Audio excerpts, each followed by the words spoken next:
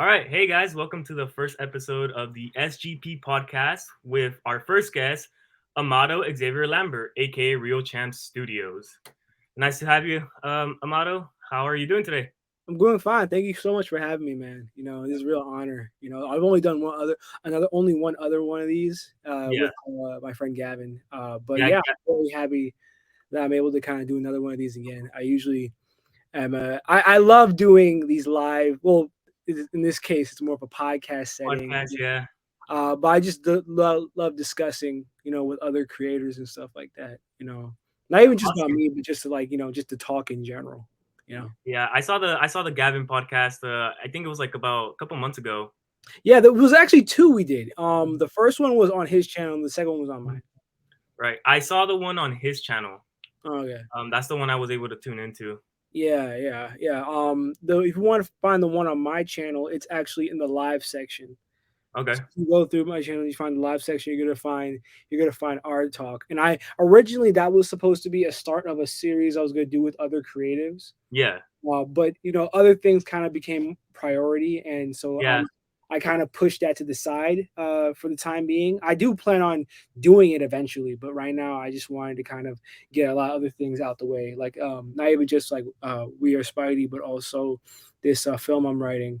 But we'll get that to that. Yeah. We'll get back to that. Yeah. So speaking of We Are Spidey, I want to go a little more back to Spidey NYC, Oh yeah. which was the first Yeah. short you released. Did you have plans for a sequel when you released it, or was it just this and I hope it hits and was like I hope it hits so I can make a sequel, or was it just like I want to make a whole series out of this? Now I'll say this: We Are Spidey was not in my mind Hmm. making NYC. Basically, it was one of those things where I was just getting out of high school, Yeah. and I think around that time, like my first like semester in college, Spider-Verse came out. Hmm. The Spider-Verse came out my first semester of college, and I don't know I had something like I had a story that I wanted to tell. Yeah. And like I always like doing alternate versions of different characters, and obviously Spider-Man is my favorite superhero. So if I were to do any like comic book character, like solo comic book character, it would be Spider-Man. And so this idea of my version of Peter Parker and his world has been stirring up in my mind for years. But it wasn't until like I got out of high school and did my first semester in college that I really wanted to invest time in uh, bringing it to life in a way. So it came. I was inspired not only by Spider Verse, but like my cousin Rachel. Um, I was part of her web series Hmm. called Regular, and I played a character, and just kind of watching her kind of put that together kind of gave me the confidence I could do something like that where I'm at right now.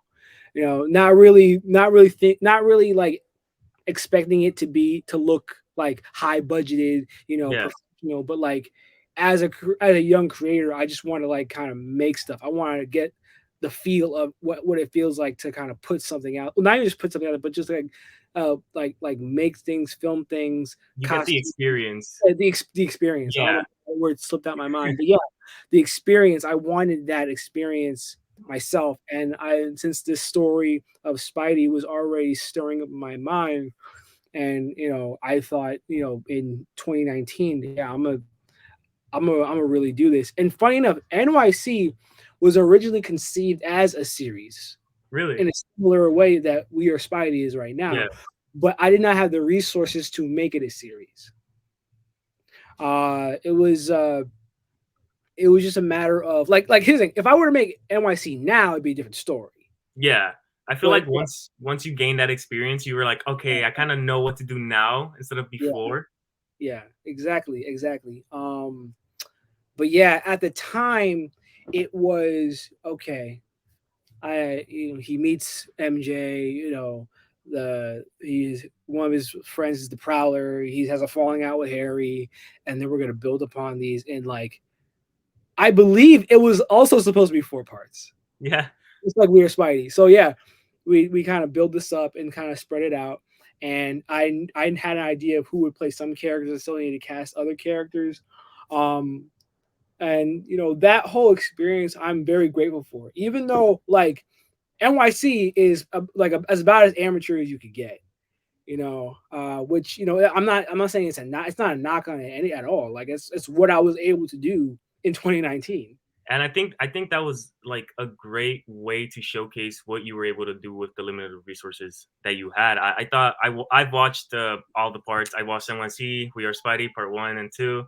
Thank you. So I was like, I can definitely see the progression throughout We Are Yeah, Spidey, and then like where you came from for Spidey NYC. yeah. Because like NYC, both projects had their own fair share of like stuff that happened behind the scenes. Um, and when NYC was happening, like I was like unproven. Like, I mean, I felt unproven going into We Are Spidey, even though I did Yeah. NYC. But like NYC is just I have no real like how do I pitch this to people? Mind you, I'm not paying anybody. I'm kind of and I never really produced something to that level at the time. Hmm. And so I had to rely on a lot of friends, and I had to really come out of my comfort zone and recruit people on the outside. Like I would post Instagram like casting calls for like MJ or Harry and like the character Lily and stuff like that, Yeah. because those three characters in NYC. I didn't have anyone at my disposal. Yeah. Um, so and when I put those casting calls up, I went through like a revolving door of actors and actresses for certain roles. Like I feel you. I feel and like totally understanding that sort yeah, of aspect where you're having to recast again and again, yeah, because I had an issue where I had Gwen in my series, yeah. and I recasted like twice, and then I had to reshoot the second time. I had to reshoot every scene I had with Oh, her, damn. and then I got into like then problems arose with that actress, and at the end of the day, I was like, I'm Oh I'm no, taking Gwen out, and so I went back into the script and wrote Gwen out completely. damn. Sorry about that, bro. That's crazy. We'll talk about like conflicts in a bit. Yeah. But when one of the main the like the main two roles that had like I had to recast more than once was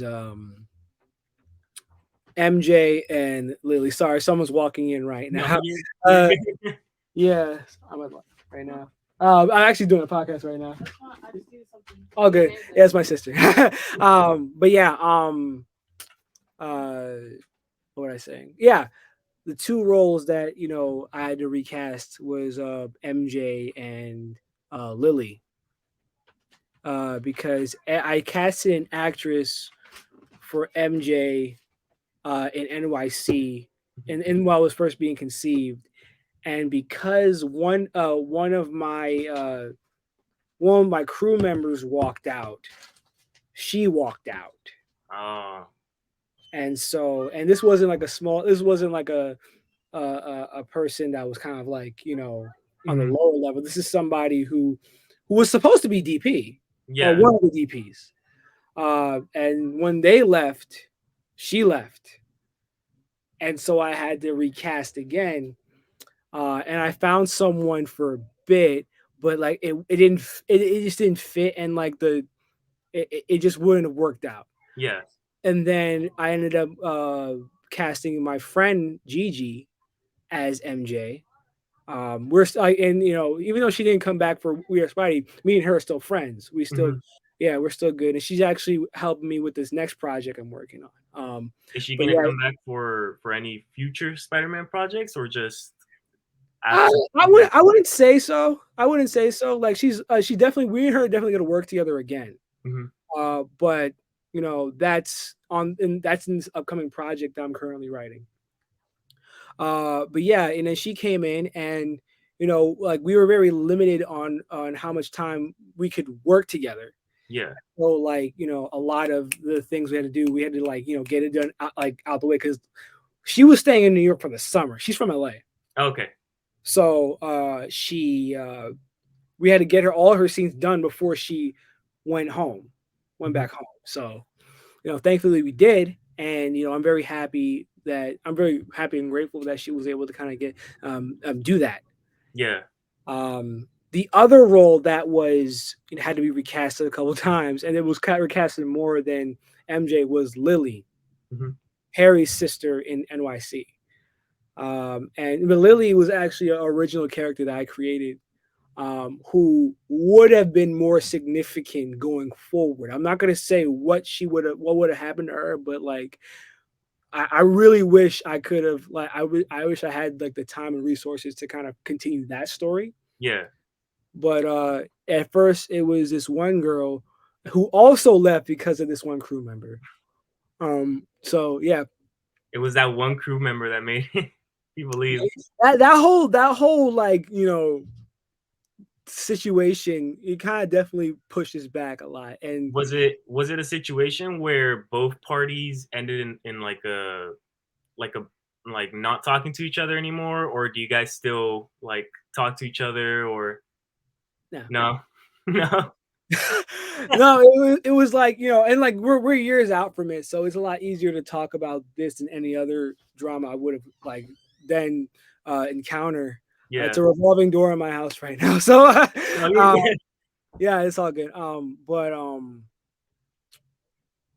at the time, it was a huge blow to the production, Mhm. because like I said, this person that kind of left, they were supposed to be one of my DPs, and so we had to work with what we got after that. Yeah.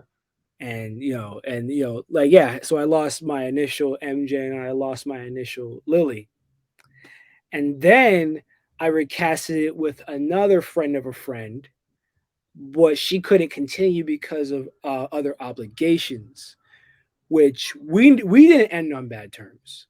Okay, that's So good. it's like, and then I had to bring my friend Angel as Lily, and she had to fill in that role because we couldn't find anybody You else.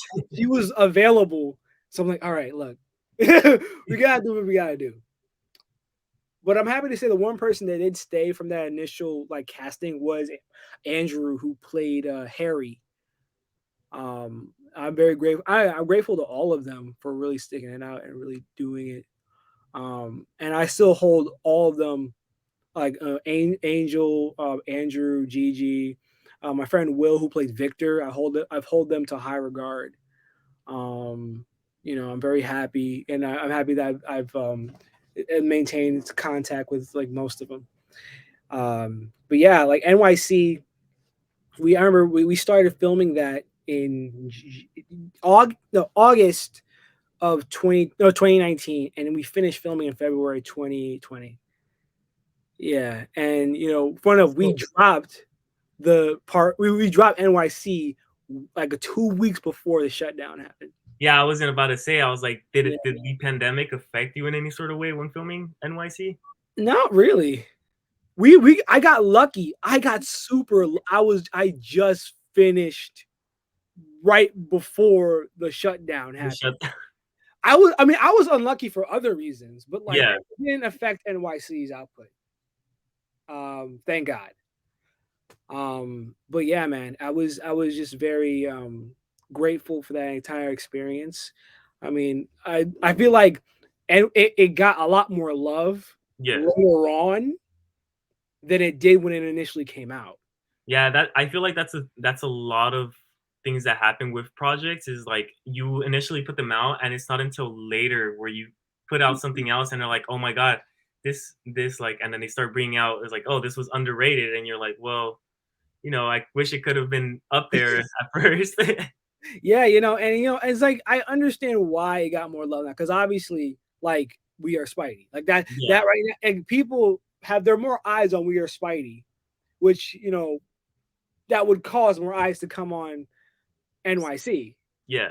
So, which, is, I can see why it took a while because, but it was still, I just thought I'd point that out. It's like, yeah, well, I'm happy it's getting the attention right now, even if it is like amateur as fuck, Yeah, again, I don't regret the experience. I just knew like whatever my next project would be, it would have to like be step up yeah, from where it was. And back to your point about like, did I expect a continuation like We Are Spidey? Like, even though I didn't anticipate We Are Spidey happening, I did I did want to continue the story of my version of Peter Parker some way, shape, or form. yeah. Speaking of your version, what did you pull from comics and media to make your version of Peter Parker? Because your Peter Parker is unique, is very unique compared to like other Peters that we've seen in media. Yeah. What did you pull from the comics? Did you pull from other characters to put into your Peter? Yes. Yes. Uh. So the elephant in the room is that obviously I'm a black man playing Peter Parker, right? And so someone could look at that as like, oh, why couldn't he just be Miles Morales? And had I just, I felt like if I just try to play normal Peter Parker but just have me black, I feel like it'd be a missed opportunity. Yeah, I decided, okay, what could I do to like make him a distinct variant for Peter Parker? And so I had to look beyond the comics. I still looked at the comics. Like Ultimate Spider-Man was my main inspiration. But and I would say Andrew Garfield as well. But beyond that, characters like Sam Witwicky from Transformers. Um, if you watched Everybody Hates Chris yeah. on that show, that was a huge inspiration. Um, Shoot, I'm like blanking right now. Like those are like the main two. And even though he's a menace, Ezra Miller's Flash. Those were the main three inspirations, honestly, for my version of Peter Parker. Nice. Speaking of, did you get any backlash for making that your version of Peter Parker? You know something, man? I have not. That I am because actually surprised that I didn't. It's like I would have. At this point, I would have expected to have one comment under like NYC part 1, part 2, being like, "Hey, yo, wait, why?" I expected that to happen, but from the portion of the fandom that I have been exposed to, that never like that was never an issue. yeah, because knowing a lot of comic book like fandoms, it's like you're either gonna get the most like nice people in the fandom, or you're gonna get some of the most toxic people in the Marvel fandom. And it's like, especially with given that even with the push that I had, with my friend Gavin, it's like, I was worried because he has a big fan base, Yeah, because of Lotus. Is this going to be the avenue? And are people just not going to respond to it? Not even just because I'm black, but also like, or people just not going to like the vibe of this entire series. yeah, because people are like, well, this isn't the Spider-Man we're used to, and it's like a lot of people. I think they have to understand that there's different versions of a character. It doesn't have to just be that one constant character going forward with the same story. Hmm. And I feel like a lot of people are sometimes blinded by that. But blinded by that in the sense that they're like, well, this is not what like it's from the comics, so I don't like it. And a lot of times they don't give it a chance. So I'm happy that you didn't have to go through any hate. Yeah. Um, because where was it? It was my experience where I casted J. Jonah Jameson for Hmm. my show, and he's a black actor, Oh wow. Okay. and I just liked his portrayal. Like I just loved it. And I remember I got one comment where it's like, "Oh, JJ's black." I don't know how I feel about that, but we'll see. And I just looked at the comments like, Yeah. dude.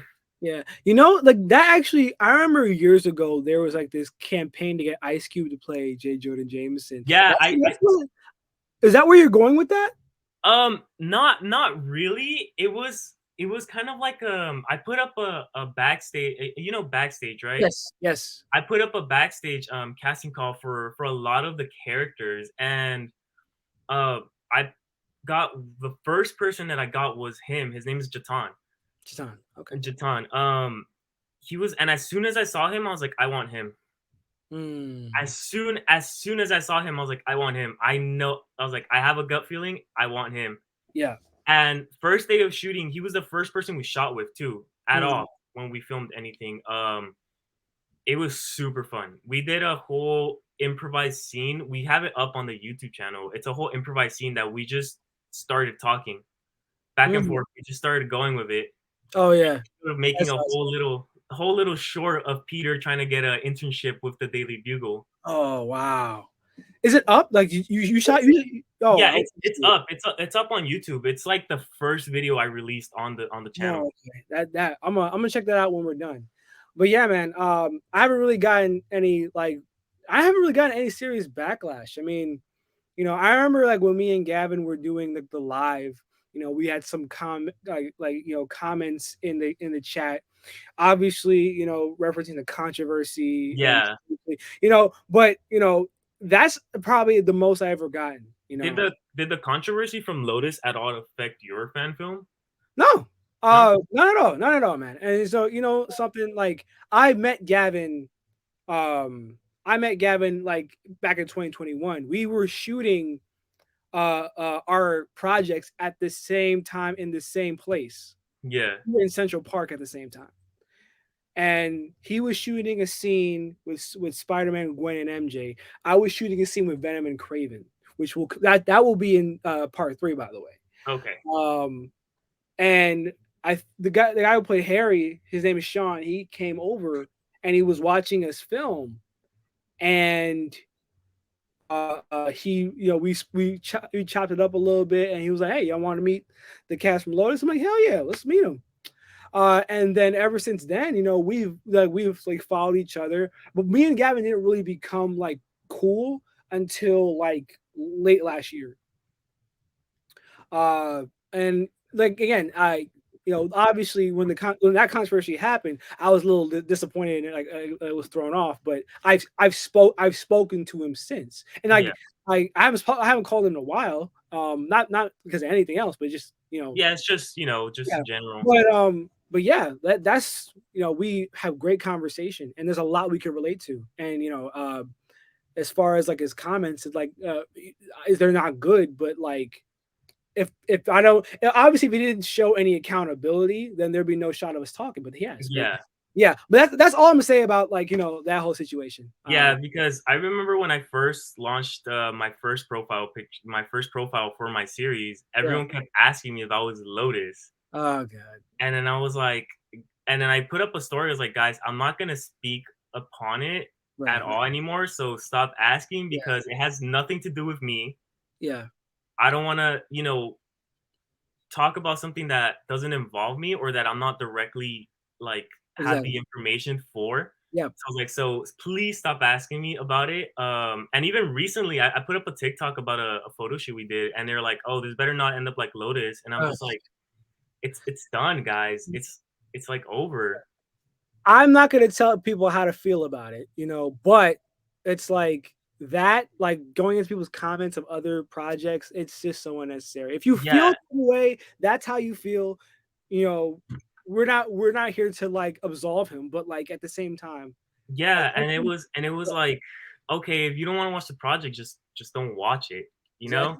exactly, And it exactly. was because I even had Moira follow me on Instagram when I had my first account, because our account got deleted, I Oh, think last year in around the November. yeah. Our original account got deleted, so we lost all those followers. Mhm. But I had Moira follow me, and then I had I think Jacob follow me too. Me and Jacob talk a lot.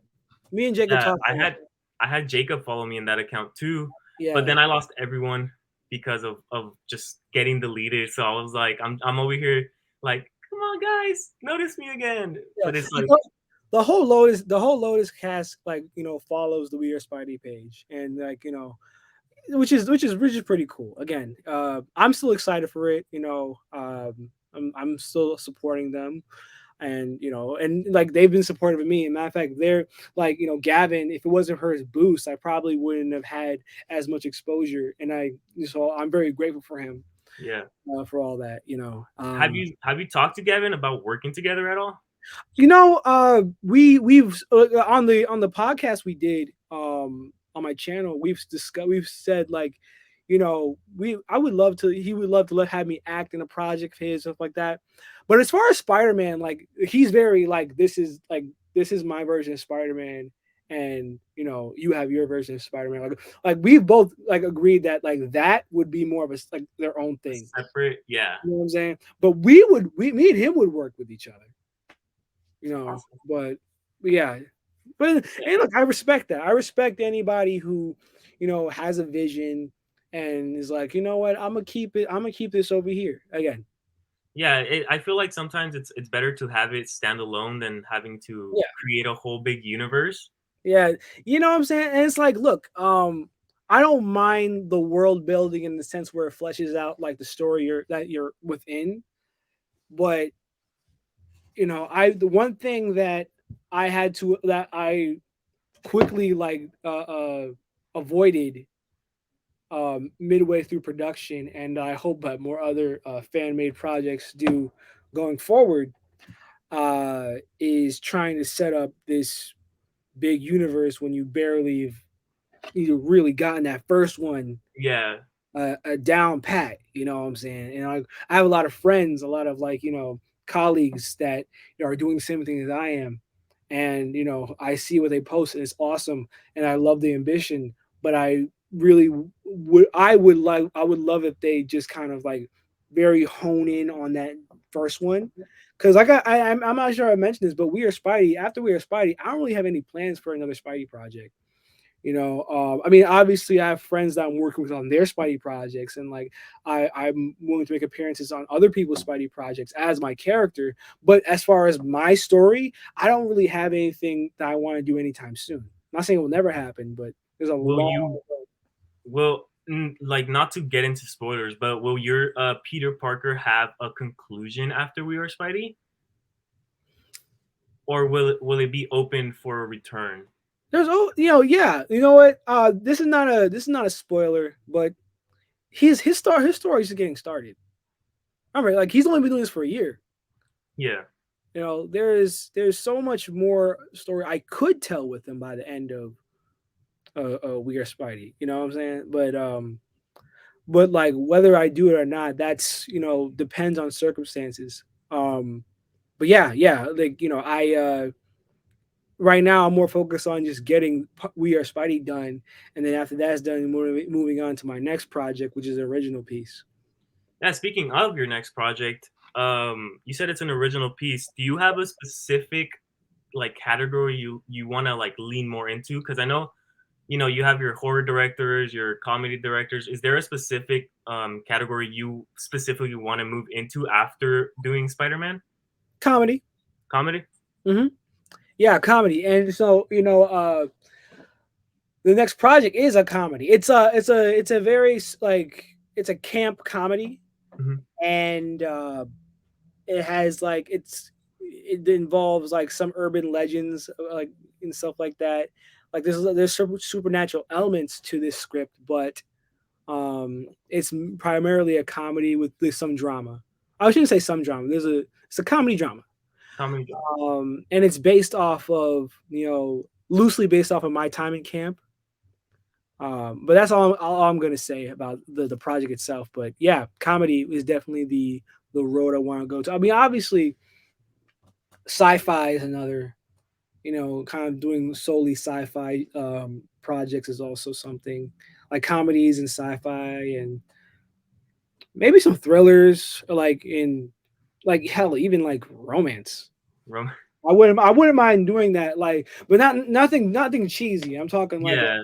like a probably a down to earth New York type of romantic story, which is kind of like what I'm trying what I always envision for like a Peter and MJ story, Hmm. where they're just like two New Yorkers, like, kids of this generation that just fall in love.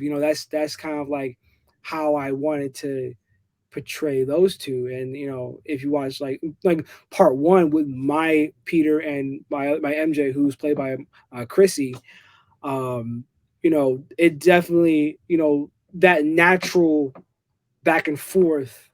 That's how I would write romance. Yeah. Yeah. No.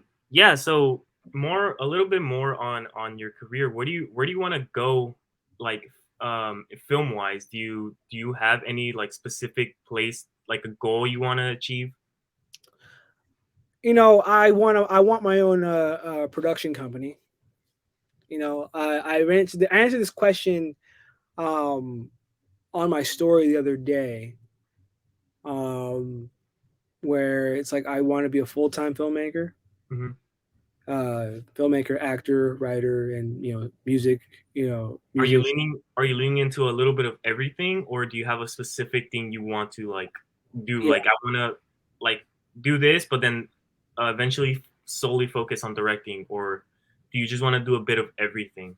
a bit of everything. But listen, like filmmaking is the main objective, and like music is something that I actually got into during 2020.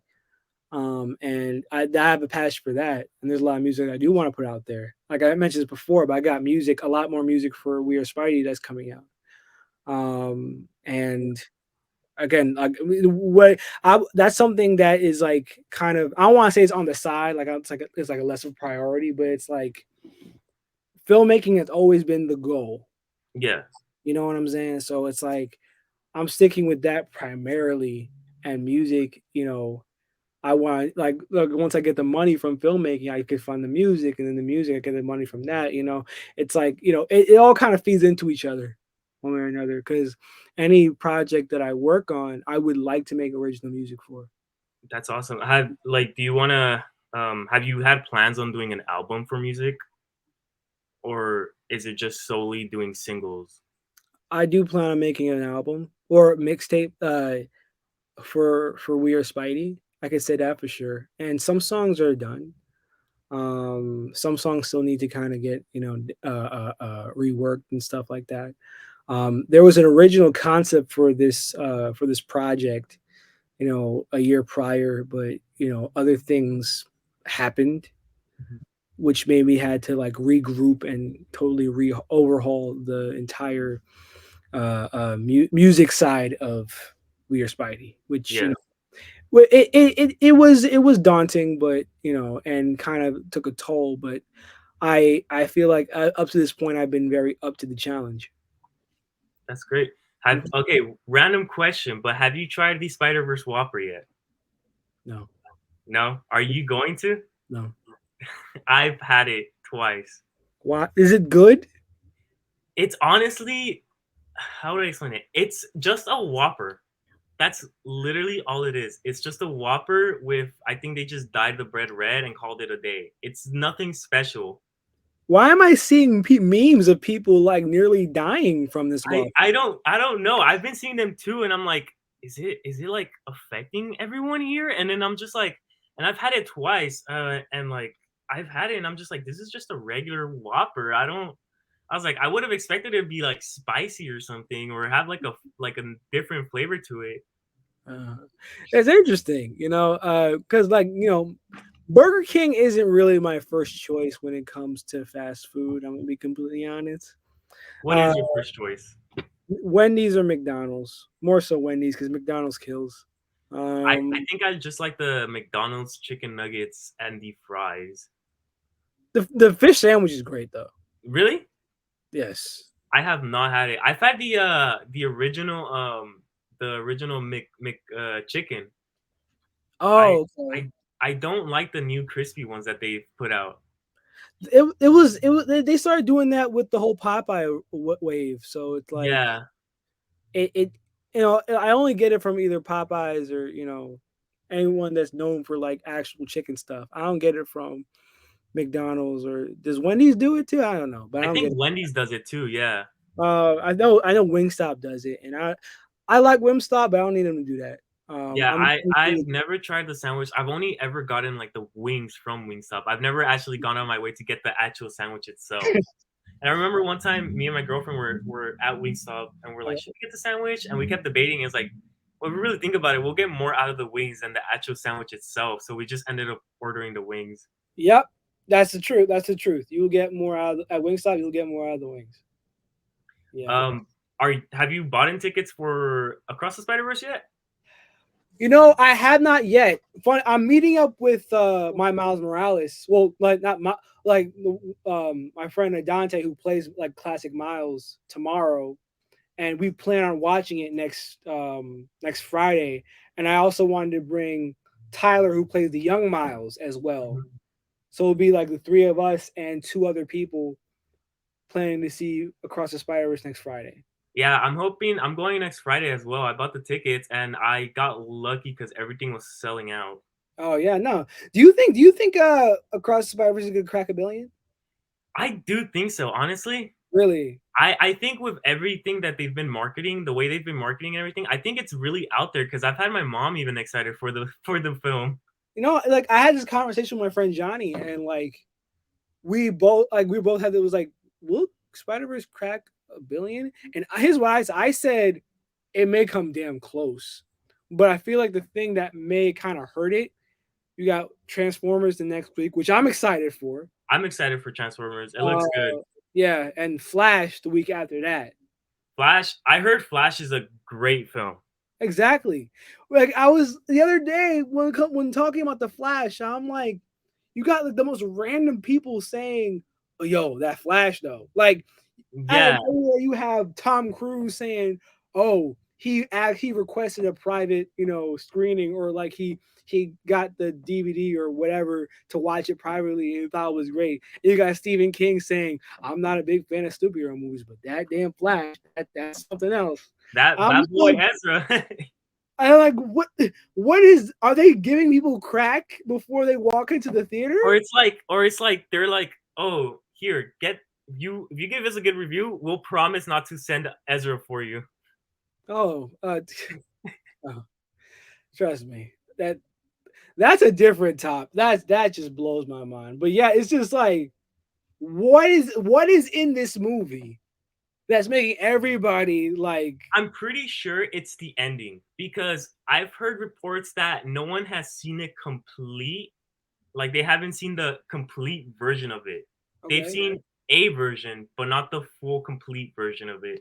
mm, okay, So that's why they're saying that it's gonna break a lot of box office because they're saying a lot of people are gonna want to see it again since the people that saw it on early screenings didn't see the actual ending apparently, mm. and they've apparently been keeping the post credit scene very secret.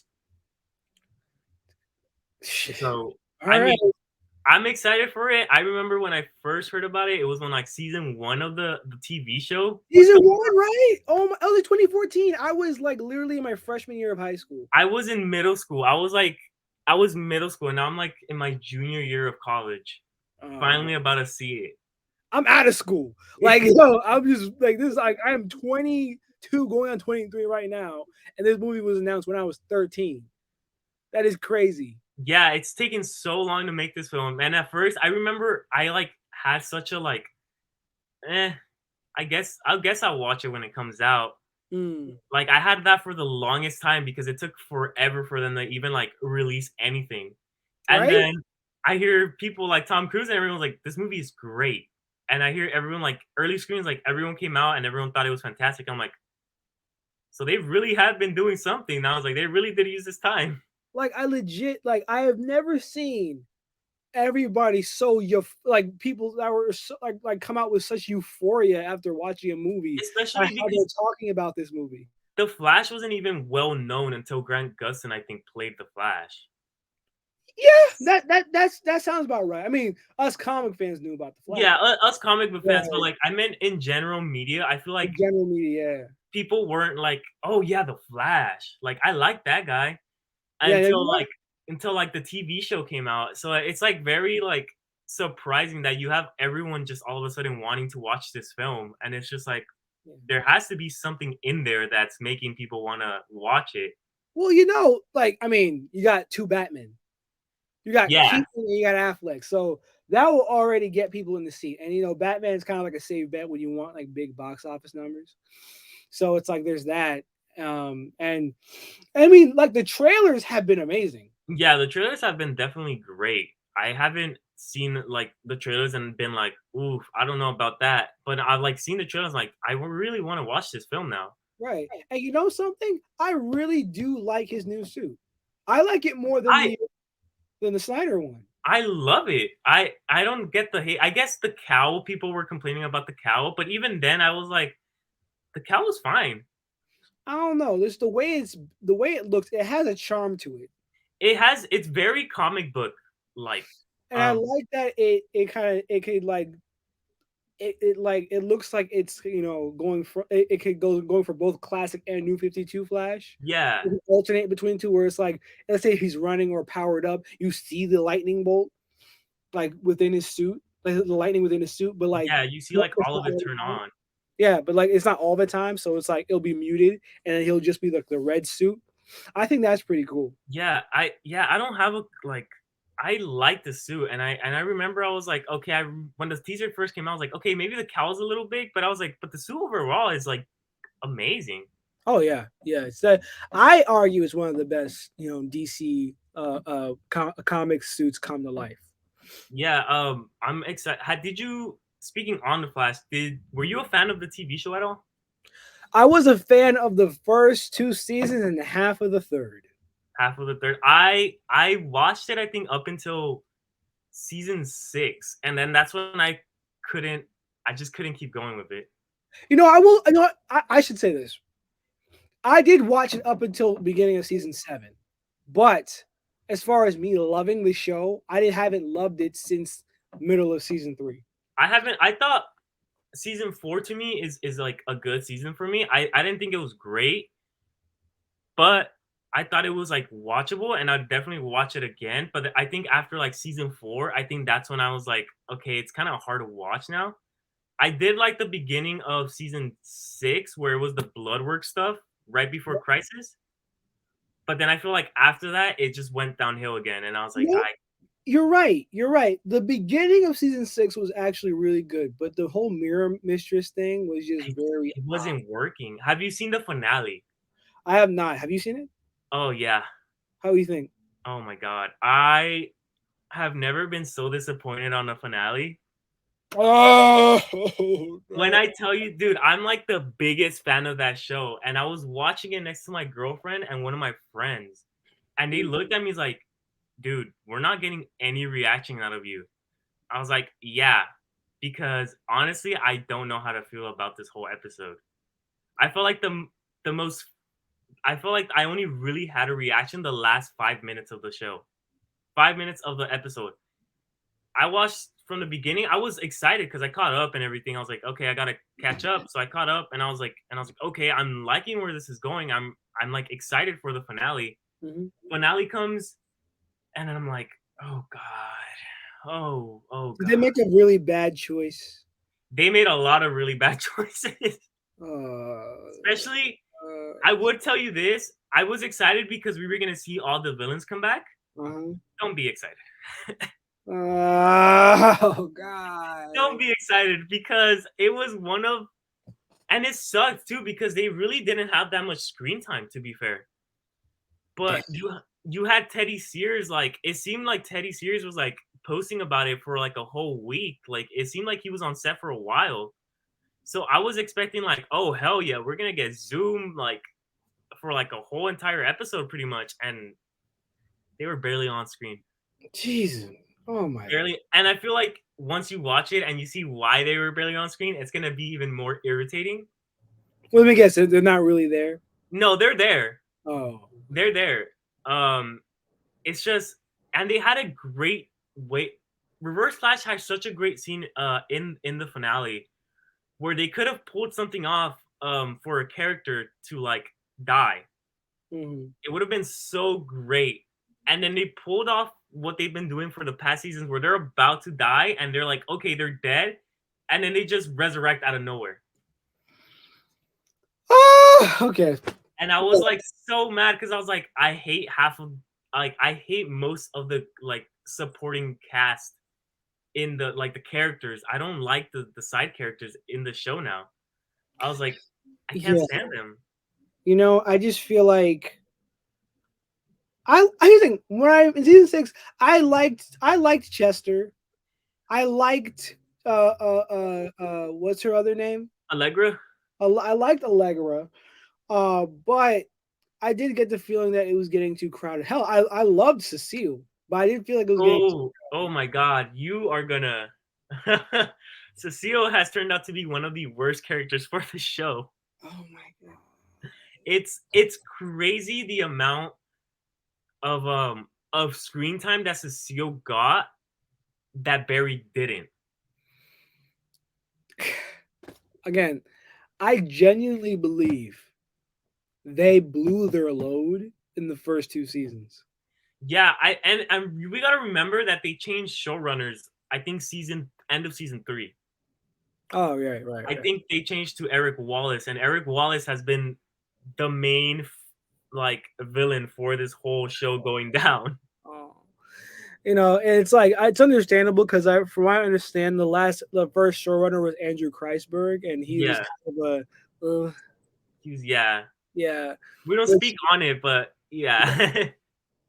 you know what I'm saying? It's a shame that like the best moments from the show came from that guy. It's kind of like a Joss Whedon situation. Like, Yeah. damn Yeah, man. it was I was so disappointed with the finale. I wanted to make a whole like video about it on like why it felt disrespectful not only to like the fans, but I felt like it was disrespectful to Grant himself, who's been Mm, playing the character for so long. And I will say the last 5 minutes were some of the most satisfying parts of the whole finale, honestly. It mm-hmm. was great. I loved the last 5 minutes of the show. The way it closed off, I loved it.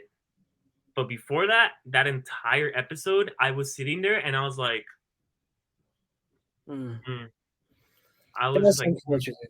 That's very disappointing. Like, listen, Grant Gustin will always be my Flash. Grant Gustin was amazing. He will always be Barry Allen to me. Like, as great as Ezra Miller, like they're saying they are, as great as they're saying they are, you know, and they might be great. They might be like amazing, but I feel like Grant is like what Toby McGuire is to Spider-Man. I'll And give you that because even though it wasn't a movie Flash, he was a Flash for a generation. yeah. And I feel like a lot of people associate Grant more with the Flash than they do with Ezra. No, As yeah, I completely agree. speaking And of, which is your favorite Spider-Man? like actor, Not necessarily actor, but I guess portrayal. Tobey Maguire. Tobey Maguire. Yeah, Mine, okay, because I have a tendency of leaning back and forth between Toby and Andrew fair. because I love Andrew Garfield as Spider-Man, Mm-hmm. but I also grew up with Toby, Yeah, and I think that's what with a lot of people is like we all grew up with Toby. yeah, and I love all of them. I love all of them as Spider Man. Yeah, I love Tom too. Toby, Tom, Andrew. Even though Tom is my arch enemy. Um, yeah, you know he took Zendaya from me. Uh, anyway, but I love all of them as Spider Man. But what sets what sets Andrew back are his like not like both his movies, but like Amazing Spider-Man 2. Yeah, and it sucked because Amazing Spider-Man 2 was supposed to be a completely different movie from what we got. Oh Apparently, yeah, I believe it. It feels like there's it. I have a it's I don't know if I'm gonna get in trouble for saying this, but I have a version of the Amazing Spider-Man 2 with all the deleted scenes included What? into the film, How and did you get that? it makes it so much better. How did you get that? Dude, a quick search on Reddit would give you the whole I have an extended version of the Amazing Spider-Man 1 and 2. What? on saved onto my computer, and those are the definitive versions that I watch from now on. You better hope that Sony's not like gonna be at your door after we're done and just like They're just like, so we hear you got a cut of the movie that's not supposed to be handed out. no man, but yeah, like I love the Amazing Spider-Man 1. I But loved it too. you know, 2, I feel like, you know, Toby had the advantage of having 2 great movies and a third movie. I don't hate the third movie from Toby. You know, I a lot of people don't. I enjoy it. I mean, it was. I feel like it was like, yeah, it wasn't as great as we would say like Spider-Man 2, but it also wasn't bad. It was Right. like I feel like I could watch it and just keep watching it again and again. That's fair. You know, for me it's like the movie, like again, I appreciate the movie. I respect the movie, but there's a lot of things in the movie that I just can't get behind. I just feel like a lot of these storylines can kind of just start and stop, start and stop, start and stop. It's like, you know, Yeah, they'll start a storyline and they'll end it, and they'll go into another storyline, and they'll end it. They'll go back to the previous storyline we just edited and bring it up again, and it's not, it doesn't flow, you yeah, know. which was apparently Sony's fault as per usual, Yeah, because I guess Sam Raimi didn't even want like he didn't even want Venom in the third movie, he didn't. You and know? Sony forced him to put in Venom because he was such a popular character in the comics at the time. Yeah, and I understand what Raimi was trying to do with Venom and Topher Grace as Venom. Yes. I just didn't. It didn't stick the landing for me. Do you prefer Tom Hardy's version of Venom? Yes, but his movies still suck. Like Tom Hardy is a better Venom than Topher Grace, but Spider-Man 3 is a better movie than either of Tom Hardy's movies. Yeah, I feel like when I watched the Venom movies, I just kind of shut off my brain, and I'm like, I don't expect anything good to come out of these films, but I just ex- like expect to and just enjoy seeing Tom Hardy as Venom. That's fair. That's fair. And look, I enjoyed parts in Let There Be Carnage. I hated the ending of how they just killed off Cletus. Oh yeah, that was dumb. That was. I think, yeah, I was like, you could have done so much with fucking Carnage. And my biggest issue with Let There Be Carnage is they portray Carnage as an imperfect pairing, which I'm like, if you know Carnage in the comics, that's the opposite. Yeah, Like, his whole thing is that he is too perfect of a pairing. yeah, the whole aspect is like they're too good for each other, and that's why they're Carnage. That's why they do so much of the shit they do. Like that's the reason why Carnage doesn't say we are Carnage. It's I am Carnage because they're so they're Unified, yeah. yeah, like, that the idea that they weren't unified was just so like. And here's the thing, I'm not even that big of a Carnage fan, but what I like about Carnage is the idea that you have a bond with a symbiote and a psychopath, and they complement each other so well. It And makes them even more dangerous. and the fact that it's not from the hero himself, it's from his like arch enemy is like even like what makes the character better. It's just so like I did not like Let There Be, even though there are things in Let There Be Carnage that I did like, and there's an idea that started in Let There Be Carnage that I actually adopted into We Are Spidey. I'm not going to say what it is yet, but there was an idea in We Are and Let There Be Carnage. I'm like, that is actually genius. Yeah, and I feel like a lot of the times we see movies that aren't good, but then they have like a good idea in there, and we're like, okay, let me take that and make it better. Yeah, I'm like, oh, I see what you did there. But besides that idea and a couple moments in the Venom movies, they're just not for me. Yeah, like I said, when I watch them. Sometimes I just do like a whole Spider-Man binge where I watch every Okay. minute. Like I have all the Blu-rays and DVDs along with Spectacular Spider-Man, Oh yeah. Spider-Man the new animated series, and Okay. all that. Like Yeah. I'm trying to just get everything. Oh, that's awesome, man. And Yeah. so like when I do it, I'm like, okay, we're getting to the Venom movies. Let's shut off our brains. No, yeah. Yeah. I mean, look, I think I even tried like, you know, getting a little before I watched Venom, and it still didn't work. it just doesn't work for me. I'm sorry, like it just isn't like it's not. Yeah, it's just one of those movies, one of those franchises. I'm like, I'm just not gonna get into this. You know. Yeah, I feel like there's a that's kind of how I felt with some of the new MCU movies. That's fair. Where I was like, I haven't seen Eternals. I haven't seen Eternals. I don't think I'm gonna watch the Marvels, to be honest. I thought the trailer looked good, but I'm still like, I can either watch that or watch a different movie that might come out. Mm. So I'm a little bit like skeptical. I watched Captain Marvel, and I fairly enjoyed Captain Marvel, to be Oh, honest. not really. Um, in the sense that I was like, okay, it's cool. I just hated the whole fact that they did. I hated the plot point they did with Nick Fury and his eye. Oh yeah, absolutely. I was like, why would you? Because they teased that in Avengers, like, oh, I trusted someone and I lost an eye, and so I was expecting like some big thing. I was expecting like Talos to like betray them and just fucking Yeah. rip out Fury's eye or That was something. Winter Soldier, by the way. Huh? That was in Winter Soldier. Yeah. Oh my bad. I thought it was Avengers. Yeah, Avengers. that was in Winter Um, Soldier. but yeah, I was kind of disappointed with that, and I think I liked it because I got to see more of Nick Fury, Mm-hmm. and I think that's the aspect that I liked about it was, oh, I like that I'm seeing more of Nick Fury. And I think we've seen quite a bit of him in Winter Soldier and Avengers as well. Yeah. Yeah. But like him being one of the main focuses was definitely like something that I was excited for. I don't like Carl Danvers as a character as of right now. I know that they're gonna make her be a little more because I know they based it off the Civil War II comics, Yeah. Listen. which is like one of the worst things you could have done to introducing a character.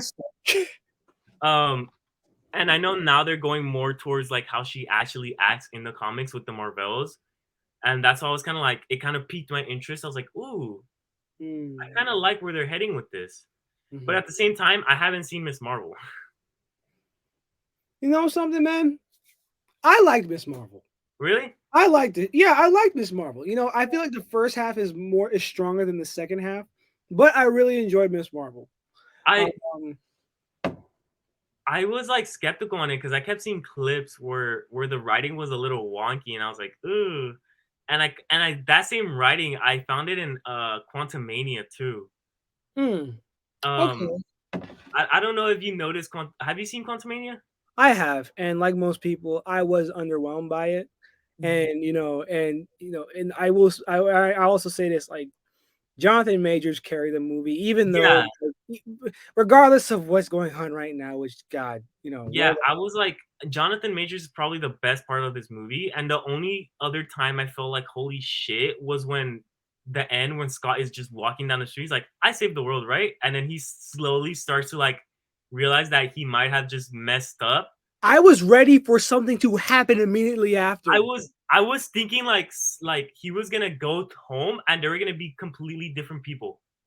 Like I thought like as he's panicking, like, and he snaps out of it, I thought you would have seen a portal open. Yeah, And then the dynasty begins, and every movie that happens afterwards would happen like around the same time before the events of Quantumania. Like yeah, Quantumania would happen, and that would cause the dynasty to begin, and then every movie that we see after that would take place before. I thought yeah. that was gonna happen. That's what I was kind of thinking. I was like, oh shit, something's about to go down, or I'm like, or he's about to see a bunch of fucking kings right now, like dressed up as normal people, looking at him.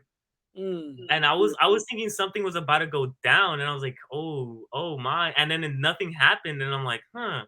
But it still left me thinking like something's definitely wrong. Yeah, cause like, you know how cool that would have been. Like every movie that had that comes out after Quantumania has a post credit scene where like there's like the Kang coming to their Earth, and Yeah. like each hero has different perspective. kind of like what they did with Infinity War after the snap, that they had Ant-Man and the Wasp, and then it ends with them dusting, and then they also did it for Captain Marvel, where they're trying to find Nick Fury. Yeah, exactly, exactly. And then you have a reason for all of them to kind of come together, like at right as Kang Dynasty begins. It's like Yeah, every character had a different perspective, like saw, like witnessed this coming of Kang, and all of them sprung into action immediately. Like you don't even have to explain it. You had the post credit scenes in all those movies, and then you go into King Dynasty. You're right into the action. I yeah. thought that would have been awesome. I felt like they should have set up King in a better way, where he was about, like, he's just gonna, he's gonna be a bigger threat than he already is. Oh yeah, I don't know what they're doing with King now, since all the yeah. stuff has happened with Jonathan Majors, because Hmm. they were saying that at some point they want some theories now were like they wanted the High Evolutionary to be a variant of King. Which I see where people are going with that, but I'm I'm not too sold on it, because I would rather have the High Evolutionary as just the High yes, Evolutionary, exactly. especially because he's not dead. Yeah. So like a possibility of him coming back is like something I would really love to see. Yeah, like I again, like High Evolutionary was such a great villain. I hate him. I hate for him to have to be lumped into this entire like Kang Dynasty saga, multiverse saga. I think like for the story he was in, he was such a great villain. Yeah, and I thought Guardians of the Galaxy 3 was like such a great way to wrap up their Oh story. yeah, I agree. Um, I definitely felt emotional after watching it, and I was like, because I went in with the expectations like we're about to see a Guardians of the Galaxy film. It's gonna be funny as hell. I'm gonna have a good time. And it's gonna be an overall good movie, because that's how the past two were. I was like, I love the past two movies. Hmm. I was like midway through the film, I was silent. I was like, I was watching the baby rocket scenes, and I was just like, man, Yeah, they they're they really. really yeah they outdid themselves with Guardians 3, and I hope that I will watch the Marvels in theaters. I'm going to watch. I watched every Marvel movie, MCU movie in theaters besides Black Widow because like we watched it at home. Uh, I watched Black Widow in theaters. I liked Black Widow, honestly. I uh felt I felt like it came out too late. I felt like they yeah, should have made that movie way before Infinity War. yeah, Um, yeah. I had problems with like I don't think I've hated any MCU movie, I but think the only movie I can't sit there and watch is Thor: The Dark World. yeah, I understand that, but I like couldn't. yeah, I couldn't. I could watch the first. I could watch any other. Oh, actually, that's a lie. Love and Thunder was one I did not finish. oh yeah, for that I feel like that's their worst movie. Love and Thunder. I was watching. I played Love and Thunder for like 30 minutes and then cut it off. I Yeah. couldn't keep watching it. I loved the little I saw of Christian Bale as Gore. Mm. I just couldn't. I just couldn't keep watching it. I turned it off. I was like, I can't. I can't continue this. I'm sorry. I just can't finish it. Yeah, no, man, I'm with you there. I feel like Love and Thunder is definitely their worst movie, and I don't even hate Love and Thunder, but it's just really like you're it's like it's so excess of Yeah, everything except like what really matters, which is making me feel something. and I was disappointed in the fact that they just kind of had the Guardians just to be there, because they marketed the Guardians a lot in the movie for the movie. So I expect them to have a bigger role in like Thor, I guess, trying to find himself. And Yeah. they were there, and then they just left, and then I was kept watching it, and I couldn't. I just didn't like the jokes, honestly. I Hmm. couldn't. I thought I was gonna see a more like serious tone, like more Ragnarok, Hmm. but a little more serious. Just because you had Gore as the villain, so I was like, oh, we're gonna get like like another Ragnarok, but like a little more serious. And it didn't hit with me the Yeah. way I thought it was going to hit me. Yeah. For me, the biggest disappointment in the movie, besides Gore, which I believe Gore had the potential to be like one of the best movie villains ever. Like, Yeah, because Gore in the comics, he impacts Thor on a fundamental level. And that opportunity was wasted in this movie, if you ask me. But the biggest thing that let me down was the handling of Jane's cancer. I didn't. I didn't. I don't know if that was That was me. me. That was me. Okay, I was like, I don't know if that was me. So I Yeah. was like, I apologize if that was me. Hmm. I didn't even get to Jane's like part where she's dealing with the cancer. I got it. Think I got up to the part where they're fighting in the village and Jane shows up, Hmm. and I think that's when I was like, okay, I'm kind of done watching this. I was like, I don't really want to continue watching it because I remember seeing Lady Civ where she's like dying, and I was like, oh, and they start making jokes about it as she's like about to die, and I'm Yeah. like, and then I think that was like where I was like, I don't know if I want to keep watching this. It was just. I feel like it just didn't. I don't mind. I don't mind wanting to go in the comedic, in a comedic road, but there has to be some restraint. Yeah, I felt like I can never pronounce his name. Taika Waititi. Yeah, I feel like he saw that people enjoyed the comedy and thought adding more comedy was gonna make it better, and I think he just kind of overdid it with the comedy.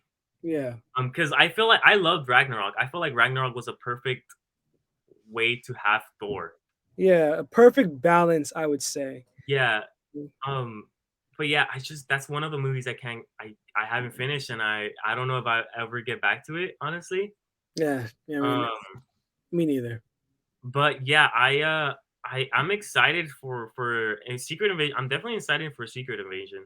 Oh yeah, I, definitely. I definitely do think that's gonna hit. I Yeah, liked Moon Knight. I know a lot of people I were loved Moon Knight. people were iffy on Moon Knight. I loved it. I loved Mhm. it. I loved WandaVision. I loved Loki. I'm excited for season Yeah, I 2. love both of them. I actually love Falcon and Winter Soldier. You see, okay, here's my take on this. Yes. I loved having Sam and Bucky in the show. I just felt they should have kept US Agent as the villain. Know what? You're not wrong.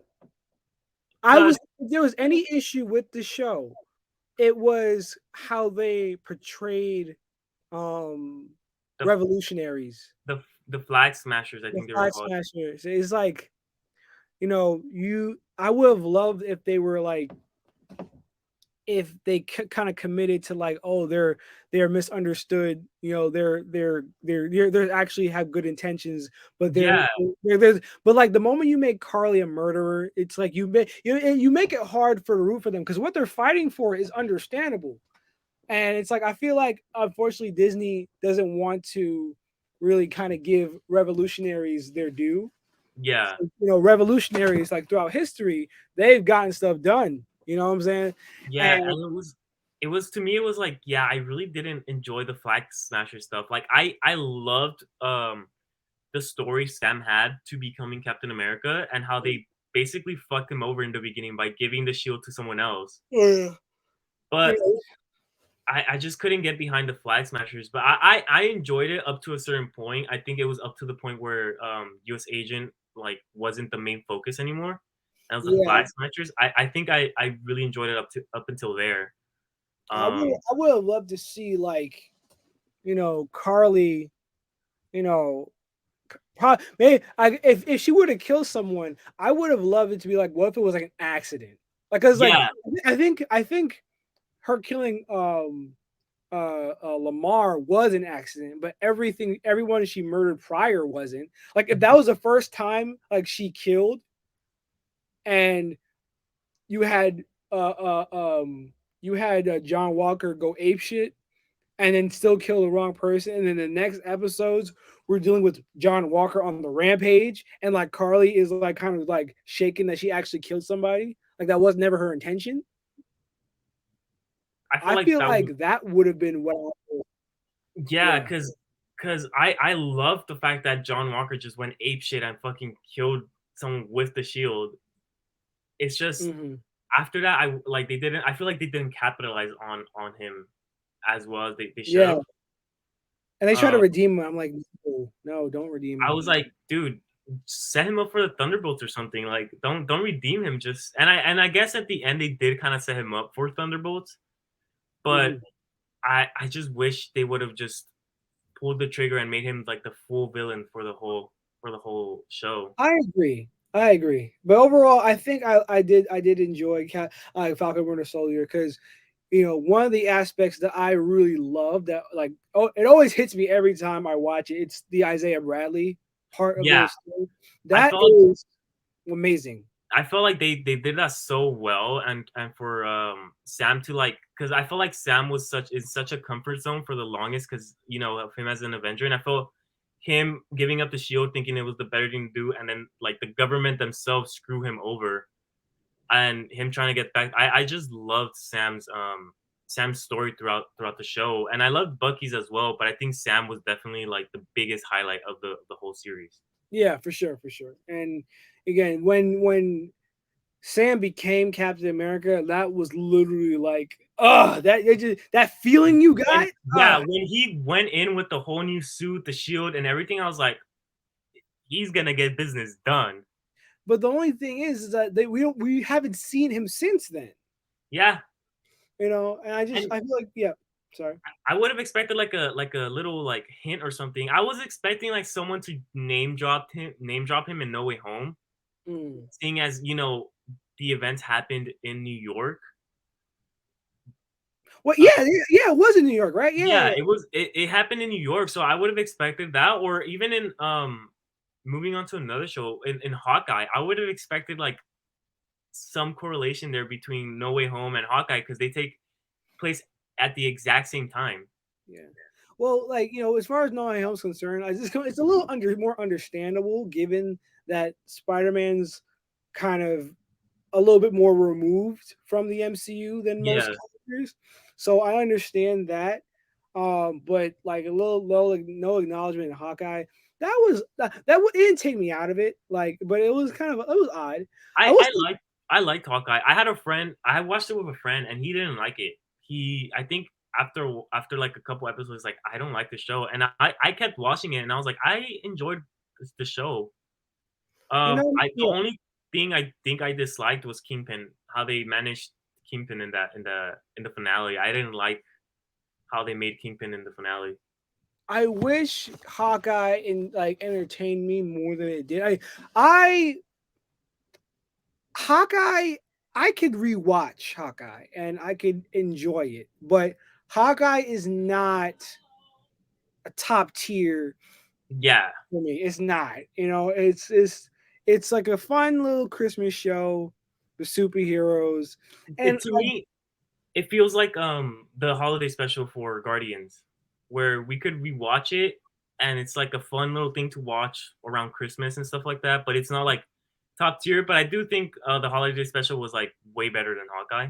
no, I agree. I agree. And as far as Kingpin is, like I'm happy that he's in the MCU, but I do agree his intro wasn't the best.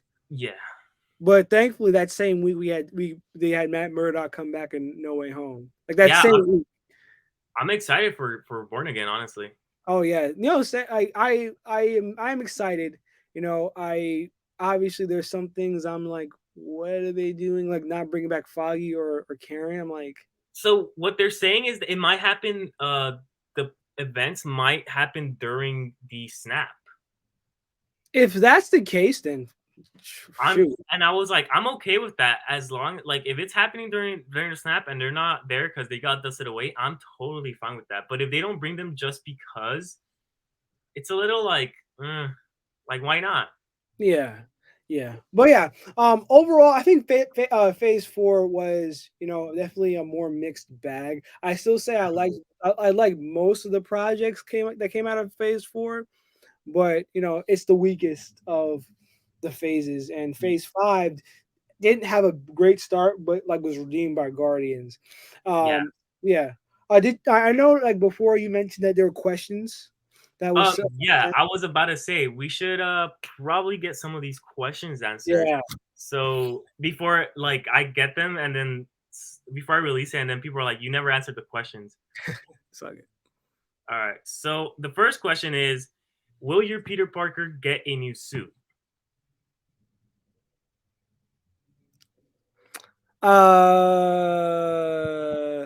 Keep watching. All right, you're definitely leaving me with like, all right, you're really getting me excited there. Yeah, keep watching. um, Second question, I was kind of like, should I even ask this question? Because but they're asking, will your Peter Parker appear in my Spider Verse film? Oh, and yours. Yeah, Oh, I mean, we've spoken. we've spoken, That's and all we can say. We've I was spoken. skeptical on even like bringing up that question because I was like, I don't know if I want to bring that up yet. Yeah, Like like we definitely spoken, we've but spoken. we can't say yes and we can't say no. Yeah, but we've spoken. We'll just We've say that. spoken for sure. Um, have you talked about this? I kind of asked this already, but have you talked about other creators and doing crossovers with different Spider-Man? Yes. Again, I wouldn't be in charge of that of those. Like, if someone wanted to make a Spider Verse crossover, like, but besides the one I'm already working on right now, but like, I wouldn't be in charge, but I have been in contact with other creatives, and that's all I'm going to say. Someone else said, what made you love Spider-Man? Was there a specific film or moment that you realized that you had a passion for this character? It's just one of those things where you kind of grown up with it, and it's like the love you have like just gets deeper and deeper. I mean, I got into it because of the '90s cartoon. It used to play on Jetix. Remember Jetix? Yeah, Oh my gosh, the '90s cartoons play on Jetix all the I time. used to watch Spectacular Spider-Man on Vortex. I don't know if you ever heard about that.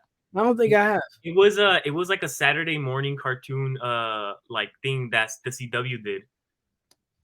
I remember like 4 Kids TV and the WB. Yeah, it was sort of like that. It was like their version. It was like I think a continuation of that. They switched it into Vortex, so they would play like Dragon Ball Z. Bless you. Thank you. Uh, Dragon Ball Z. Like they play Justice League Unlimited, Okay. Spectacular Spider-Man, and so that's how I got introduced to Spectacular Spider-Man was through Oh, watching Vortex. that's cool. That's cool. But yeah, like no, I started with the '90s cartoon playing on JetX, and then it was the 1-2 punch of like I think like Spider-Man 2 is the first movie I've seen in theaters. The thing is, I didn't get to finish watching Spider-Man 2 in theaters because this is what happened. The alarms went off. Like I believe during like it was during like one of the Doc Ock scenes. Maybe it was towards the end, but the alarms went off, and me and my family never went back in to finish the movie. Wow, were you able to go back in, or did they just say like, I think we were able to go back in, but like we chose to stay out for summer. I was 3 at the time. I was 3, so I didn't like you had no say in wanting to come back in? right. I did not have no say, but I mean, obviously, I would then get the movie on DVD, and I watched Spider-Man 1 and 2. And my dad is a comic book collector himself, and he passed on a lot of his comics to me. And I would say I've outgrown his knowledge of comics and stuff like that. So Yeah, so another question here was, do you plan on doing anything else like comic book related as a fan film uh that's not having to do with Spider-Man? like I don't know if these would be like fan films, you know, but characters that I've always wanted to work on has been like X-Men, um, Ninja Turtles. Um, these are not comic book characters. Well, the kind of comic book characters. I feel like they're comic book characters, yeah. No, no, I'm not talking about like Ninja Turtles. I'm like the next one I'm about to bring up. Oh, okay, okay. Power Rangers. Like they are, but they started out as TV shows. Like Yeah. these are Um, three like oh yeah, and Transformers obviously. Like again, like these four are things that I would like to encounter in my career one way or another. Now I don't know if they'd be fan films or I just get lucky and get to make an actual X-Men movie or an actual Transformers movie or Mhm. actual Ninja Turtles movie. But those four are definitely things I would love to like kind of tackle. And I mentioned this in the podcast with Gavin. I would love to do Superman and a Batman and Wally West Flash. I 'Cause love Wally West. Wally West. If I were to play any DC character, it'd be Wally West. I would love to play Wally West. But I would also love to touch on the milestone characters like Static, Icon, Rocket. You know, Have you ever seen the Static Shock cartoon? of course, man, of It's course. amazing. It I is love it. amazing, and I love how they incorporate the milestone characters into Young Justice too. Yeah. That was great. I love that. But yeah, I would love to kind of tackle that. But those are kind of that's like in the realm of things I would love to kind of touch on. But I also do want to balance it out with more original pieces. You know, I kind of feel unfortunately since I've worked on We Are Spidey for the last 2 years, I feel like I've put myself well, not put myself. I've been put into a box, Hmm. and I'm kind of in this weird position now where like I'm wondering, do people only consider me a comic book guy?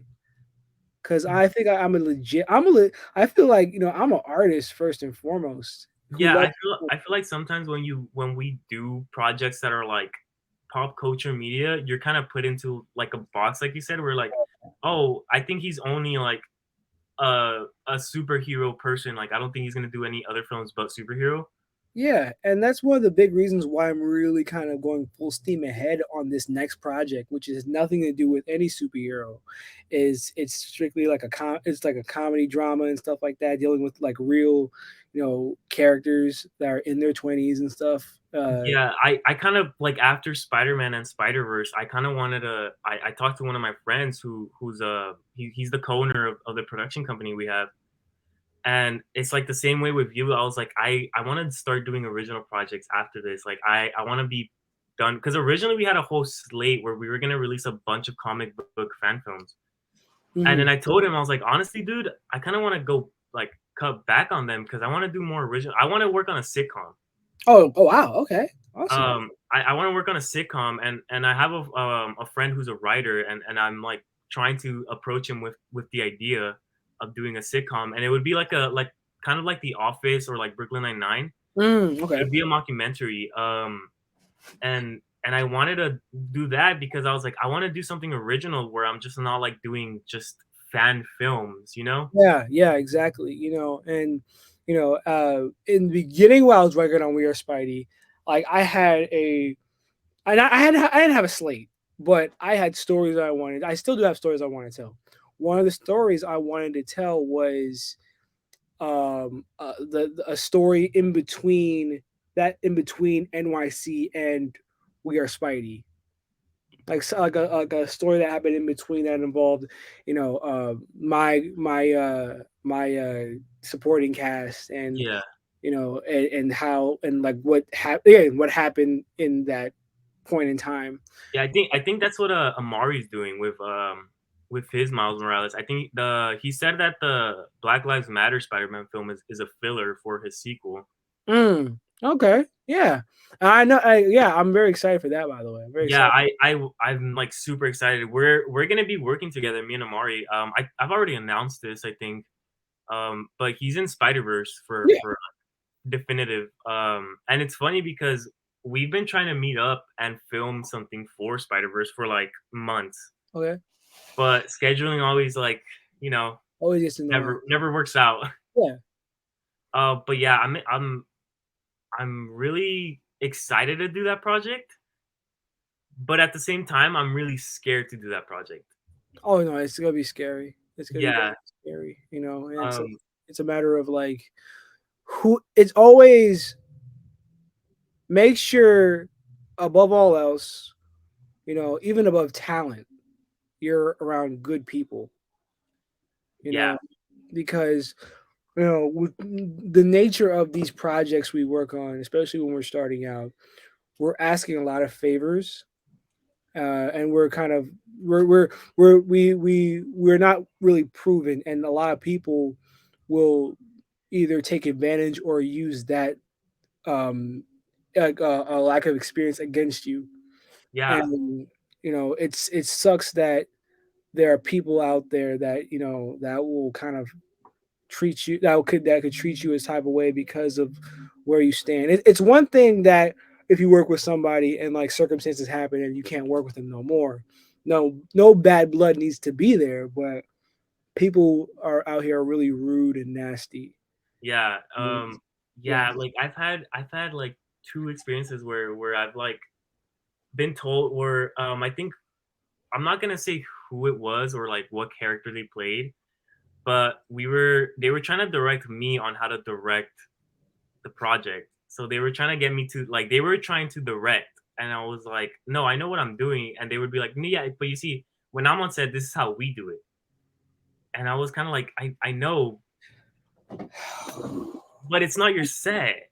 Oh, you know what? It was a very stressful situation to like very stressful. Yeah. I've heard Um, I've heard that before. But keep and going. and it was like, dude, like I can't, I don't know how to do like how to deal with this because it has like before then all the people that I've worked with were like super positive, super like on like onward with the project and everything. It was like a great time. So me facing this was like so like out of nowhere to me. I was like, oh crap, what do I do? Again, I'm not gonna go into stuff that may have happened on my in my projects and stuff like that. I mean, I've kind of went on about it. I wrote an article and stuff like that about my experiences, and I don't want to reiterate any of that. But unfortunately, I feel like a lot of people, like mainly in our in our age range, there's such a rush to feel like you're like super professional, Yeah, like to feel like you're like the top dog. Not saying we can't be a professional, but it's like I wish a lot of people like in our around us gave us the grace to learn and mess up and grow. It's like we're somehow for some reason we're expected to be a top of the line director or top of the line producer or top of the line whatever. Like, I didn't mind you, I started We Are Spidey right out of like I was still in school when we were shooting. Matter of fact, um, the expectation to kind of be like more was so out there, and I'm just like, why why why can't I make this mistake and I recognize the mistake and move on? Why do you need to like berate me? Why do you need to undermine me? Why do you need to look down on me? Why is all this extra like very negative energy coming my way over this mistake, which could easily be like taken care of? And yeah, then, like, these projects, in the nature of these projects, which we're not making money off of it, no one's getting paid. Why bring that energy to? And something, always, all it takes is one person. All it takes yeah. is one person to really screw up the morale of a project. Yeah, because I remember all of us that were filming that day. It was the first, mind you, it was the first day we met this person. Hmm. First day we're shooting with this person. We were all super excited. We went up to them. We're like, "Hey, how you doing?" Da, da, da. And they were so uninterested and so like just like not wanting. It felt like they didn't want to be there. No, yeah, I And get it was kind of like yeah, like we and because when I've casted people, I'm like, hey, this is like more low budget. It's we're barely starting off. We don't have a whole production going on and stuff like that. We it. have like a very short crew. The cast isn't as like expanded as we would want it to be. And I try to explain that to everyone that gets into the projects or Yeah, any project you have with to. me. And I let this person know, and it still felt very hostile. No, yeah, yeah. It's like I I doubt anyone who comes in with that energy. I genuinely doubt they actually know what's going on, like in the industry, in the business. Because when I received that energy on my set, at the time, I wasn't really doing extra work. I wasn't working with other creatives outside of this creative circle. So when I did start doing that, I started to realize, what they said didn't really hold up.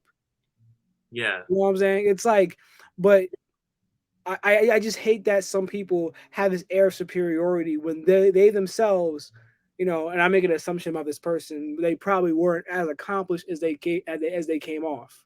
Yeah, because I know because they kept bragging to us that they were an extra for the show Euphoria.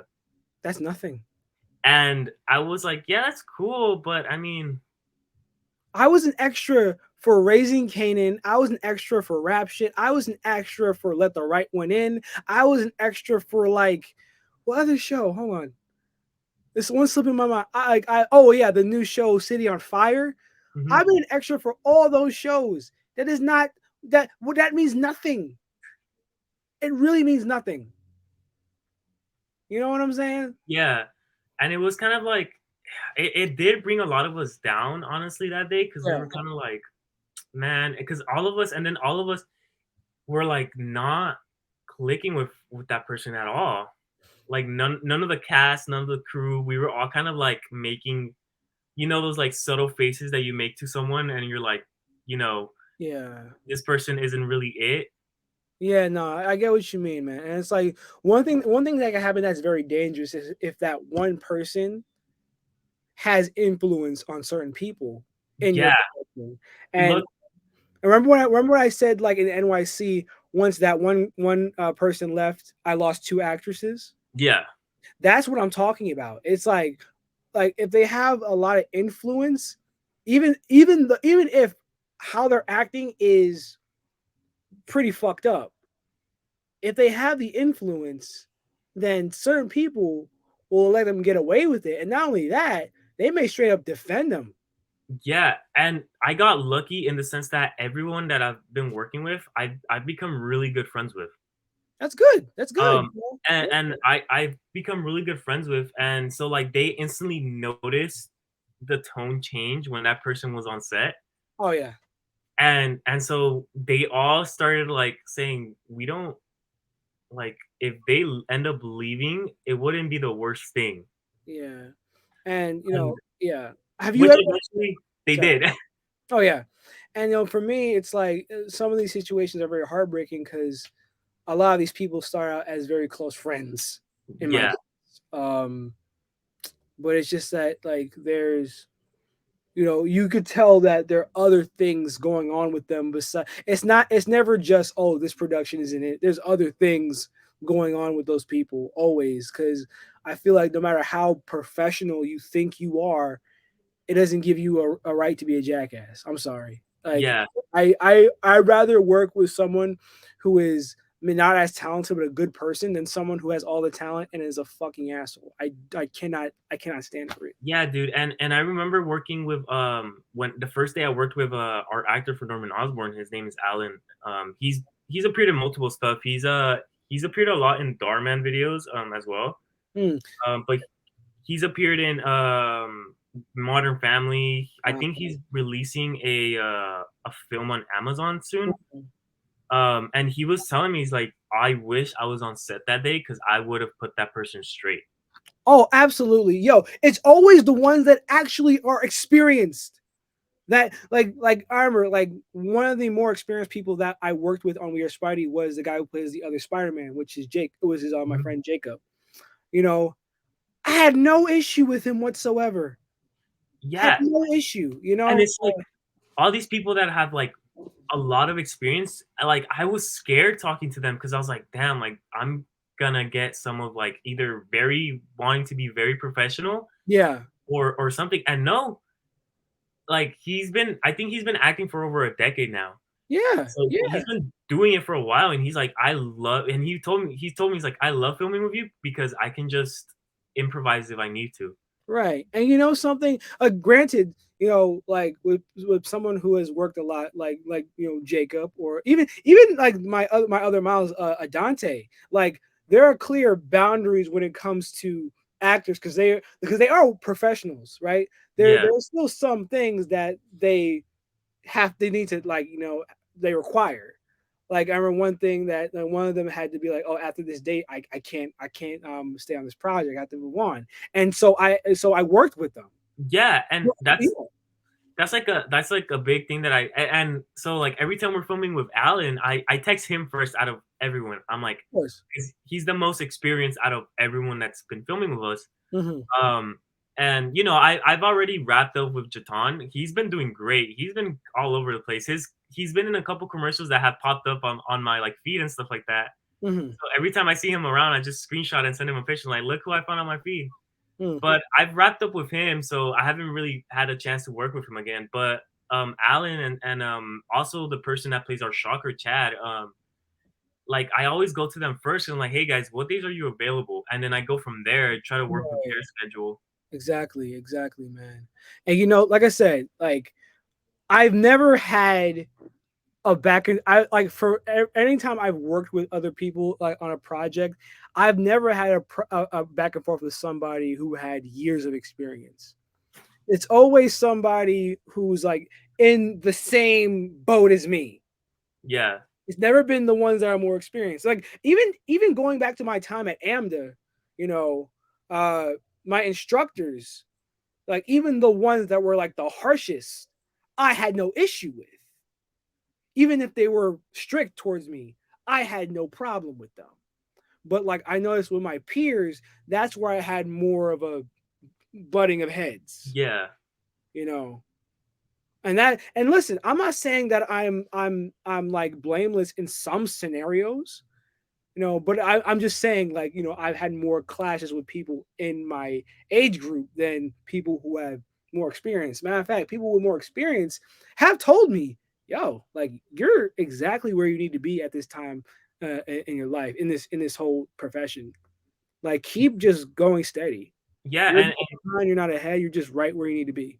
I'm glad that I'm able to work with like I said, like Chad and Alan, because like when I need help with something, I go to them. I'm like, hey guys, like how would I approach this, this certain way? And they've given me advice and stuff like that. And Right. it's definitely helped. And it's like it's fun because you get to like they tell you from their experiences what to do. Mm-hmm. Apart from getting told from someone like that's on the same level as you, but they're like telling you in a disrespectful way. Yeah. Like, again, I'm sure that the more experienced ones, they have the benefit of experience, so Yeah, they've mastered how to communicate in a respectful manner. You know what I'm saying? So it's like, even if you're like 5 years of experience, or 10 years of experience, or like 20 years of experience, like whatever amount of time you spent in this profession, you learn how to talk, whether you disagree, or like kind of have other suggestions, or like talk about your boundaries. Like they've learned to master that, whereas a lot of people, I guess, right now, they're kind of like shooting from the hip. They're like, ah, yeah, ah, ah, ah, whatever I say, which doesn't really work. It's not efficient, you know. I mean, it's one thing if you're like on strike, like, yeah, and like fighting for a cause, and you want to be loud and proud, which I support. But to bring that same energy into a space where we're still figuring out our shit too, yeah. Like it's like, like what? we ourselves are trying to figure out what we're doing. You know what I'm saying? It's just it was always odd to me, when I've encountered that. But I'm learning, I'm growing. I again, even if I have my moments where I'm not the best version of myself while filming, I don't want me being an asshole to be the standard. Yeah, You know, as even if, like, let's say I shoot something for another project, and I get into an argument with an actor, right? That I don't want that to be the standard. I want us to come to a conclusion where we could like settle our differences and, like, make peace. yeah, You know what I'm saying? Because the last thing I want is to kind of be like, oh, I'm this, da, da, da, da. I've dealt with that, and it is excruciating. Yeah, And it's all I know is that the people who've like pulled that on me, they're not in a better place right now. I'm gonna just say that. all right. So, final question before we wrap up. Of course, Um, who is your favorite superhero apart from Spider-Man, and why? Black Panther. Black, and I should have added him into the realm of the list of superheroes I would love to touch on. Black Panther is my second favorite superhero, and because I grew up with him before the movie was even out. Like Mhm. he would like I had like the Reginald Hudlin comic. Well, my dad had the Reginald Hudlin comics, and I read them. And I remember watching him in the remember the old Ultimate Avengers Oh, movies, the second yeah, one. I think it was the second one. Yeah, Rise of the Panther, and in the cartoons or Smitey's Heroes and all that stuff. And it's like Black Panther has always been very prominent in my house. And so I remember when like the more Marvel movies started to come out, I was like, all right, when is Black Panther coming? And funny enough, when 42 came out, which starred Chadwick Boseman, when I was like 12 years old when I watched that, I was like, he'd be a great Black Panther. And lo and behold, he got He to play Black became Panther. Yeah, he became Black Panther. I was so happy when he was casted, and obviously I was devastated when I heard about what happened about his passing. That was no to this day, no celebrity like has impacted me besides maybe Stan Lee. No celebrity death has impacted me the way Chadwick Boseman's death impacted me because Yeah, he is my favorite actor of all time. yeah, Black Panther is one of my favorite superheroes. Where it got to the point where everything, my friends would give me like a bunch of Black Panther shirts and stuff like Mm. that, because they knew how much I loved the character. And then hearing about Chadwick, what happened, and I remember I was out at the store when I heard the news, and I was just like, I kept thinking it was a troll because I was like, this doesn't seem plausible. And then I like saw it from his own Instagram, and I was like, damn, like that really hit me. I was like, damn. That's when I first I was out with a friend at his birthday celebration at Red Lobster, and this was during like COVID time, so we were eating outside, and it was like in the parking lot. And I remember going to Instagram and I see the picture. I screamed out no, and I started busting out crying. I stepped away from the table and I just kind of bawled my eyes out.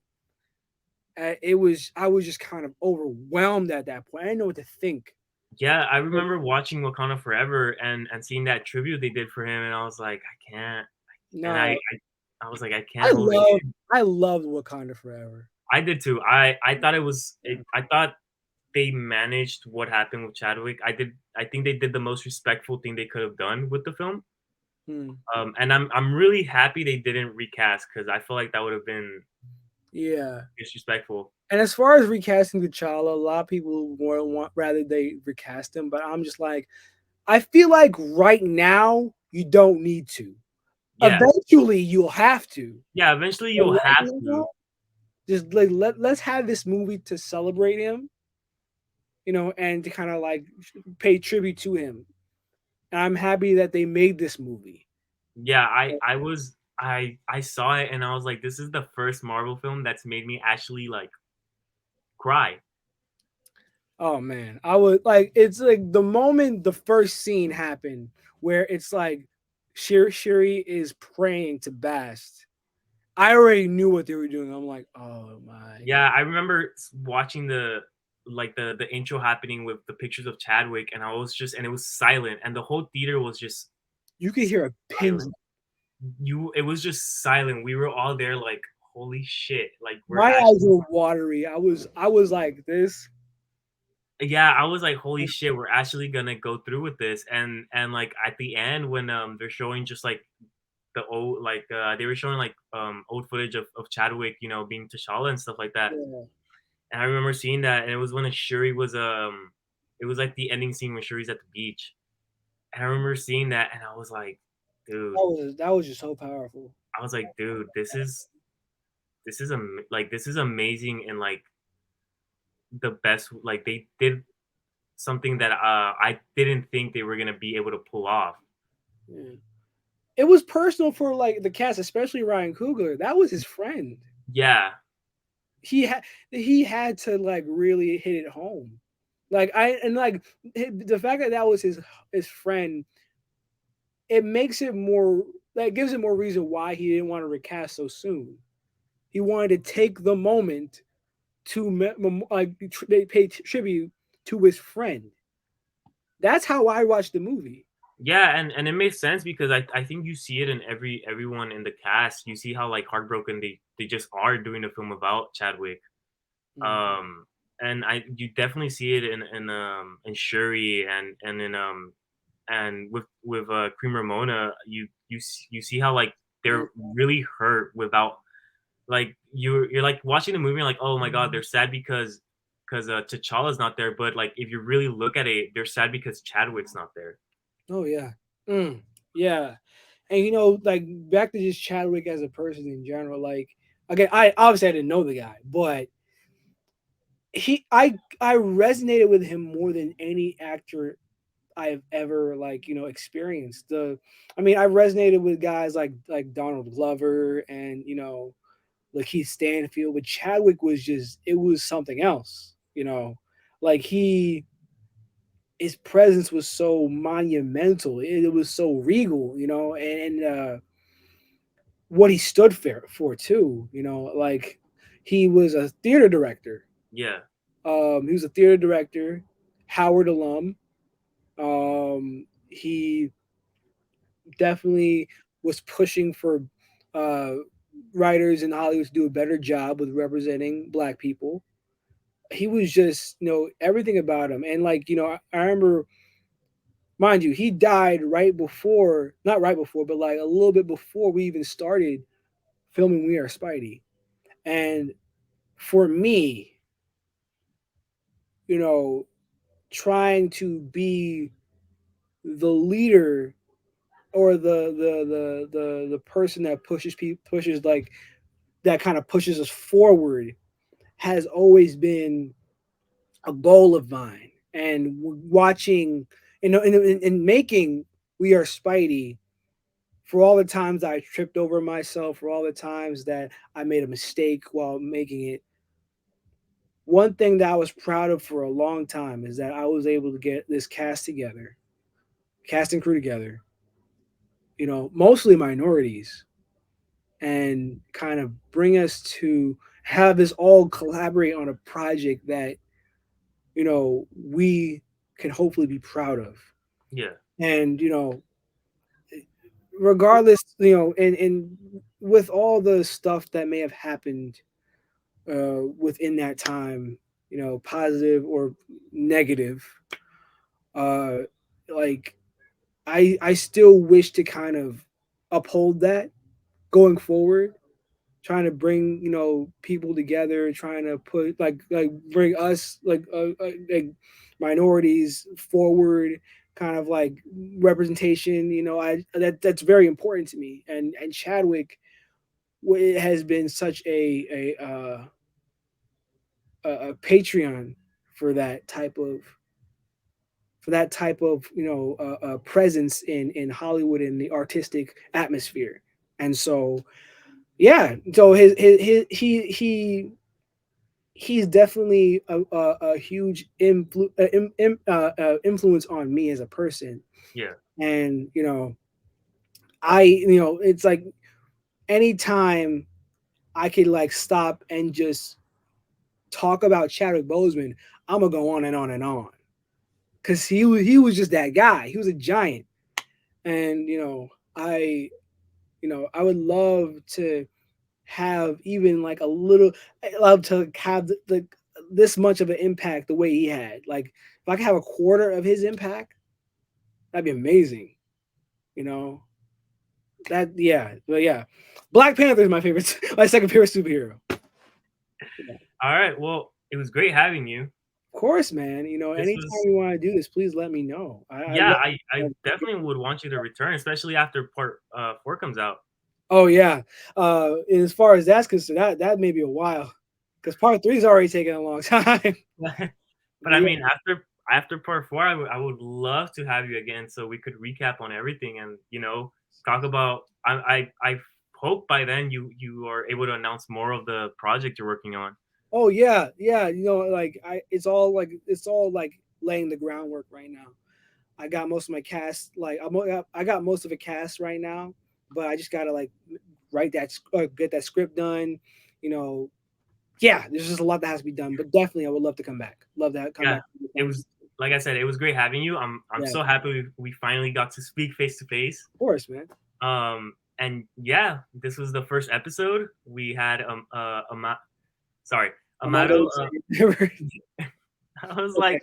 like, um, we had you today, and you did it. It was great. I had fun. All right. Um, and yeah, I just gotta thank you, man. Just Of gotta thank you course. for being the first. Anytime, Kevin. Anytime. But yeah, we're out. All right, we're out. Peace.